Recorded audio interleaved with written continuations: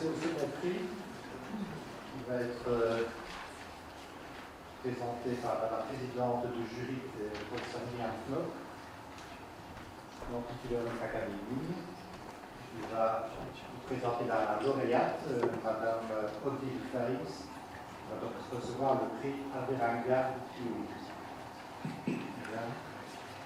Merci, bonjour tout le monde. C'est avec beaucoup de plaisir que je vous présente la lauréate du prix Alvarenga de Piauí, le docteur Odile Faïs. Et cette présentation a pour moi été l'occasion de lire un petit peu sur l'origine de ce prix qui existe depuis 140 ans. Il porte le nom, et je dirais en particulier pour les Brésiliens dans la salle, il porte le nom du docteur Pedro Francisco da Costa Alvarenga, né en 1826 à Oeiras, dans l'état de Piauí, dans le nord-est du Brésil, dans le Sertão, une vaste région aride. Il quitte le Brésil à l'âge de 8 ans. Il fera des études de médecine à Lisbonne et lors d'un passage à Bruxelles, un doctorat à l'ULB plus précisément. Il enseignera la médecine à l'école de médecine et de chirurgie de Lisbonne, sera impliqué dans la prise en charge d'épidémies de choléra et fièvre jaune à Lisbonne en 1856 et 57, et il écrira plusieurs ouvrages dans le domaine de la cardiologie.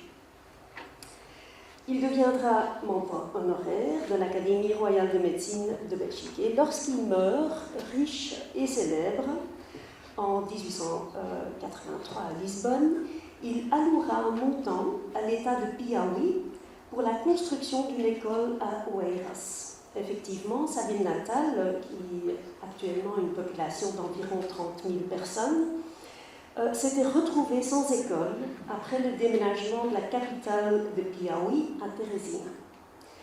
Avec son héritage, il instituera également des prix Alvarenga do Piauí au sein des académies de médecine de Paris, Lisbonne, Bruxelles, Vienne, Berlin, Philadelphie, Stockholm et Rio de Janeiro.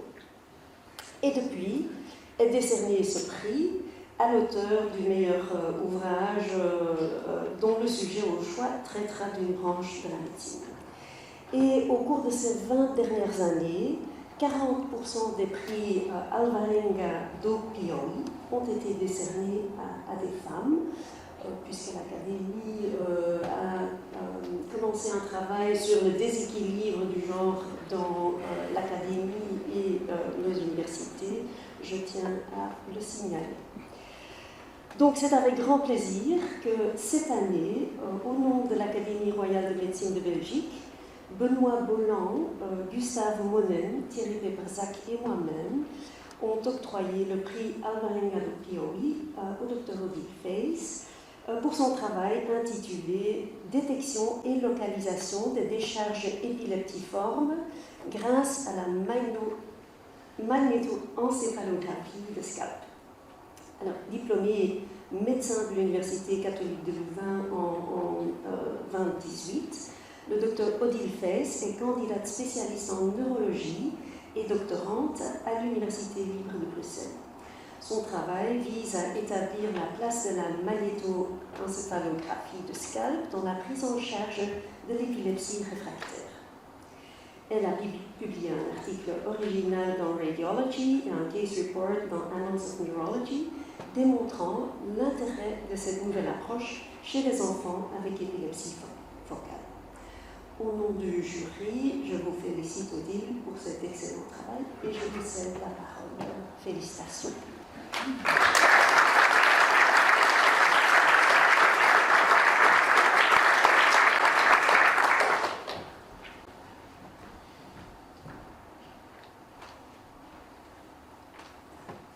Madame la Ministre, Monsieur le Président, Monsieur le Secrétaire Général, je voudrais tout d'abord remercier le jury pour l'attribution de ce prix à mon travail qui s'intitule donc Détection et localisation des décharges épileptiformes grâce à la magnétoencéphalographie de scalp et dont je vais vous parler au cours des prochaines minutes.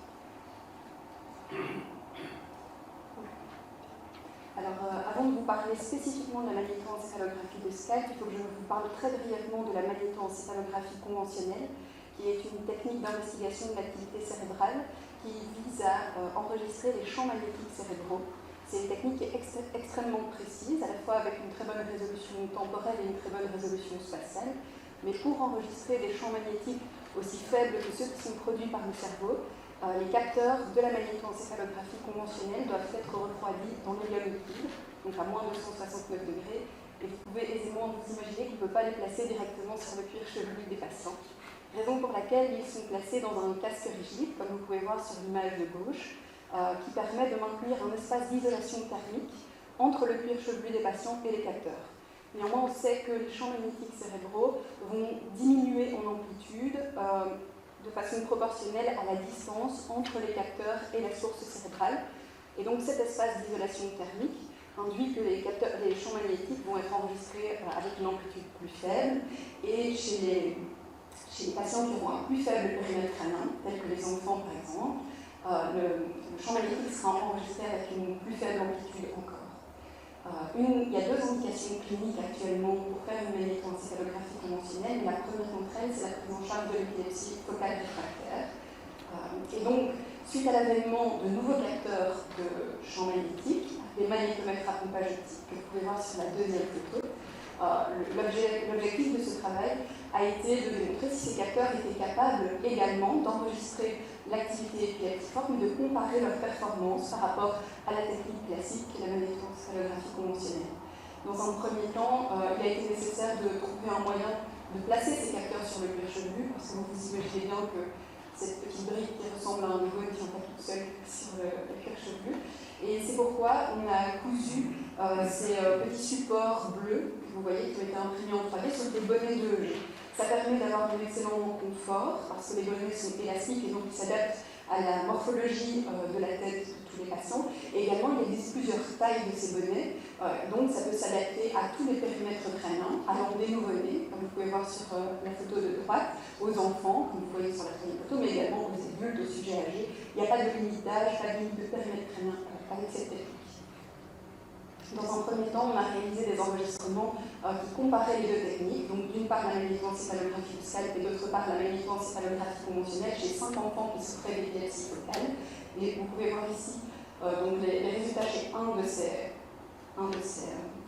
enfants. Donc vous pouvez voir ici une pointe épileptique qui a été enregistrée en magnétoencéphalographie conventionnelle, une pointe épileptique qui a été enregistrée en magnétoencéphalographie de scalp. J'attire votre attention sur le fait que l'échelle est différente de part et d'autre, et donc visuellement, vous pouvez tous objectiver que l'amplitude est supérieure grâce à la magnétoencéphalographie de scalp par rapport à la magnétoencéphalographie conventionnelle, et c'était le cas chez les 5 patients. Ça peut être expliqué donc de façon très facile, parce que la distance entre les capteurs et la source cérébrale a été réduite de moitié en moyenne chez tous les enfants qui ont été inclus. D'autre part, ça a permis également d'améliorer le rapport signal sur bruit de l'enregistrement de magnétoencéphalographie chez 4 des 5 patients. Alors, ce n'est pas 100%, mais la 5e patiente est un enfant qui a extrêmement bougé dans le champ magnétique résiduel, et c'est pour ça que le bruit était plus important également. Néanmoins, le rapport signal sur bruit était équivalent entre la magnétoencéphalographie du scalp et la magnétoencéphalographie conventionnelle, et c'est un point important qui mérite d'être souligné parce que la magnétoencéphalographie conventionnelle n'a aucune tolérance au mouvement. La tête du patient, quel que soit son âge, doit rester impérativement bien placée dans le casque. Ça veut dire que chez les enfants, par exemple, qui sont incapables de rester immobiles, l'examen doit être fait sous sédation. Donc, on passe à un examen beaucoup plus tolérant et ça rend l'examen moins invasif pour des enfants, par exemple. On a également effectué une reconstruction de source sur ces activités. Donc, chaque petit point rose, vous pouvez voir ici, il y a un petit zoom ici en dessous, représente la reconstruction de source sur une pointe isolée. Et en bleu, vous pouvez voir la reconstruction de source moyenne grâce à la magnétoencéphalographie conventionnelle, et en vert, la reconstruction de source moyenne grâce à la magnétoencéphalographie de scalp. Et vous pouvez observer ici que ces deux localisations sont extrêmement similaires. Chez cette patiente, elle était distante de 3 mm, alors que la résolution spatiale de la magnétoencéphalographie conventionnelle est de l'ordre de 5 mm. Donc, on est dans un range d'une technique qui a une grande valeur localisatrice, similaire en tout cas au gold standard. Ensuite, pour l'instant, je vous ai parlé donc des activités qui se tiennent entre les crises et qui sont dites interictale, mais la suite de ce travail, ça a donc été d'enregistrer l'activité ictale qui survient pendant les crises et qui donc est aussi associée à beaucoup plus de mouvements, puisque la majorité des patients vont quand même avoir une manifestation motrice de leur crise d'épilepsie. Et donc on a fait cet enregistrement chez un 6e patient qui a passé 1 heure au repos dans la magnétoencéphalographie de scalp et puis qui avait réalisé une hyperventilation. C'est une manœuvre de provocation des crises au moment où le patient doit respirer très vite et très fort, donc, qui entraîne aussi des mouvements. Et chez ce patient, on a pu enregistrer 21 crises d'épilepsie et vous pouvez voir un exemple de crise d'épilepsie ici, évidemment pas 1021, mais chacun des démarrages de crise, donc la première activité qui est observée, a pu être localisé. Vous pouvez voir tous les points verts ici sur ces IRM, qui représentent la localisation des différents démarrages de crise. Donc, vous pouvez voir que ce patient souffrait d'épilepsie multifocale, et ça a été confirmé par l'enregistrement en stéréoélectroencéphalographie, qui est le gold standard en termes de localisation dans la prise en charge de l'épilepsie, avec des localisations tout à fait similaires.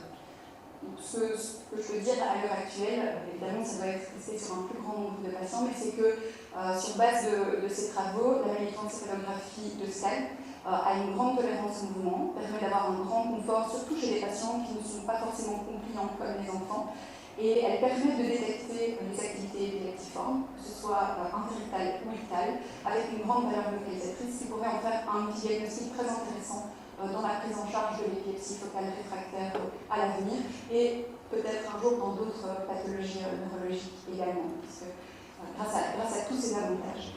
Et je voudrais terminer en remerciant tous les patients et leurs parents qui ont accepté de participer et sans qui n'aurait pas pu avoir ces travaux de recherche. Également les épileptologues qui me les ont référés, mes collègues ingénieurs et physiciens grâce à qui tout ça fonctionne techniquement évidemment. Et je tiens à remercier en particulier le professeur Xavier de Thiège, grâce à qui j'ai eu l'opportunité de réaliser ce travail, ainsi que les professeurs Vincent Weiss et Serge Goldman qui m'ont donné de nombreux conseils dans la réalisation de ce travail. Et merci à tous.